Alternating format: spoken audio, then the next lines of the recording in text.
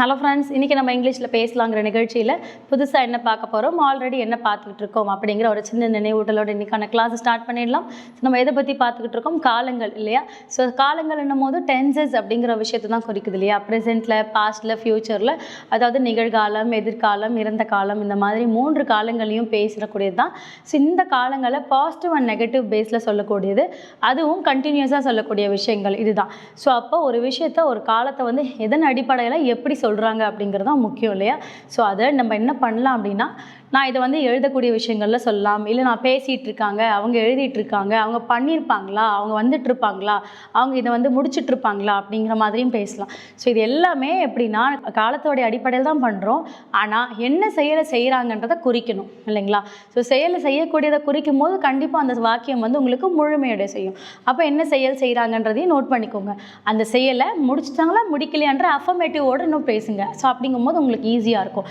ஏன்னா எப்போவுமே ஒரே மாடுலேஷனில் பேசாமல் டிஃப்ரெண்ட் மாடுலேஷன்ஸை உள்ளே கொண்டு வரும்போது உங்களுக்கே ஒரு வேரியேஷன்ஸ் தெரியும். ஓகே, ஒரு கேள்வியாக கேட்கணுன்னா நம்ம இப்படி கேட்கணும், ஒரு பதிலாக சொல்லணுன்னா நம்ம இப்படி பேசணும் அப்படிங்கிறது எல்லாமே தெரிய வரும் நமக்கு.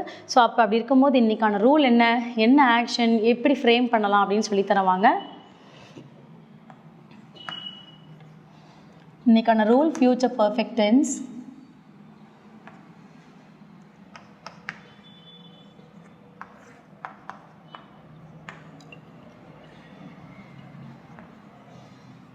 இதில் இன்ட்ராகேட்டிவ், ஜஸ்ட் நெகட்டிவ் இன்ட்ராகேட்டிவ், அதுவும் நெகட்டிவ்னால இண்டிகேட்ஸ் டு நாட் இல்லையா, அதாவது நாட் கொடுத்துருக்கு. Then V1, V2, V3, present,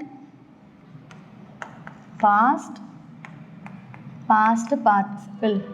so V1 என்ன எடுக்கிறேன்னா கிளைம்ப் அப்படின்னு எடுக்கிறேன், ஏற, அதாவது கிளைம்புனா ஒரு இடத்துல ஏறி போகிறாங்க. ஸோ அப்போ ஏற அப்படின்னு எடுக்கிறேன். V2 அண்ட் V3ல கிளைம்டு, ரெண்டுத்துக்குமே கிளைம்டு தான் வரும். ஏறினேன், ஏறினான், அது வந்து நீங்கள் ஃபார்மேஷனுக்கு ஏற்ற மாதிரி. இப்போ V2 வரும்போது ஏறினேன், இது V2ல். V3ல வரும்போது ஏறினான், இது V3. ஆனால் கிளைம்டு தான், ஆனால் நம்ம பேசுகிறது முடிச்சது முடிக்க இருக்கிறது அப்படின்னு மாதிரி. ஸோ ஏறினேன், ஏறினான். ஸோ அப்போ ஒரு claimed verb form ready. Subject I, we, you, he, she, they, it.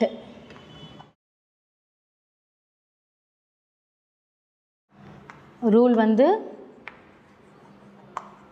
will or shall. ஏன் நம்ம எடுத்த உடனே will or shall எழுதுகிறோம், ஃபியூச்சர் அப்படிங்கிறதுனால we are writing a will or shall. then intro நெகட்டிவ்னால not plus subject, perfect அப்படிங்கிறதால have plus V3. V3 indicates past participle அப்படிங்கிறது தான். So இப்போ ரூல் வந்து ரெடி ஆகிடுச்சு. எக்ஸாம்பிள். ஸோ இப்போ will plus not அப்படிங்கிறது என்னது, won't இல்லையா. ஸோ அப்போ won't you have அப்படின்னு எடுக்கிறோம். So won't you have climbed the tree. won't you have climbed the tree அப்படின்னா நீங்கள் மரம் ஏறி இருக்க மாட்டீர்களா அப்படிங்கிறது. நீங்கள் மரம் ஏறி இருக்க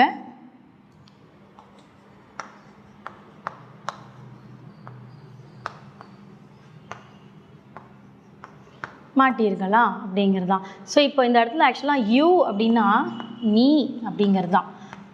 யூனா நீ, ஓகேங்களா. ஸோ அங்கே நீங்கள் உங்களோட வயதுக்கு ஏற்றாற்பலையோ இல்லை நிறைய பேர் இருக்காங்கனாலும் நீங்கள் அப்படின்னு சொல்கிறதுல எந்த இதுவும் இல்லை. நீ மரம் ஏறி இருக்க மாட்டாயா அப்படின்னு கேட்கலாம்.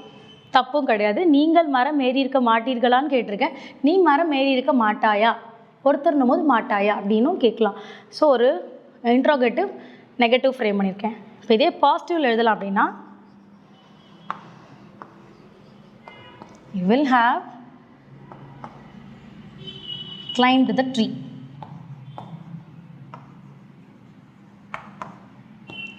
They negative will not have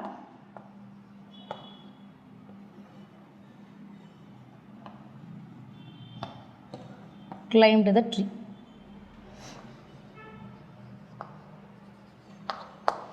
இது நெகட்டிவ். ஸோ ஒரு பாசிட்டிவ் ஒரு நெகட்டிவ் எப்படி எழுதுறோங்கிறது தான். இதே நீங்கள் வெறும் ஜென்ரல் இது வந்து இன்ட்ரோகேட்டிவ் நெகட்டிவில் எழுதிருக்கோம். இதே வெறும் இன்ட்ரோகேட்டிவில் மட்டும் எழுதுறீங்கன்னா will you have climbed the tree, நீ மரம் ஏறிருப்பியா அப்படிங்கிற மாதிரி.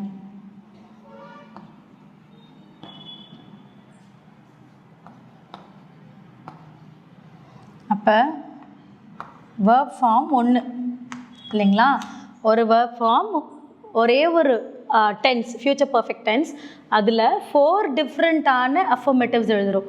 பாசிட்டிவ் எழுதுகிறோம், நெகட்டிவ் எழுதுகிறோம், இன்ட்ரோகேட்டிவ் எழுதுகிறோம், இன்ட்ரோகேட்டிவ்லேயே நெகட்டிவ் அஃபர்மேட்டிவ் எழுதுகிறோம். ஸோ அப்போ ஒரே ஒரு ரூல் வச்சுட்டு நம்ம என்ன பண்ணலாம், டிஃப்ரெண்ட்டாக என்னென்ன நமக்கு தேவைகளுக்கு ஏற்ற மாதிரி ஸ்ப்ளிட் அப் பண்ணிக்கிட்டே வரலாம். சரிங்களா? ஸோ அப்போ ஒரு வாக்கியத்தை நீங்கள் இப்போ நம்ம வந்து ஆக்சுவலாக இது வந்து அஃபர்மேட்டிவ் பேஸில் தான் எழுதியிருக்கோம். இப்போ இதுக்கு பதில்களும் நீங்கள் எழுதலாம்.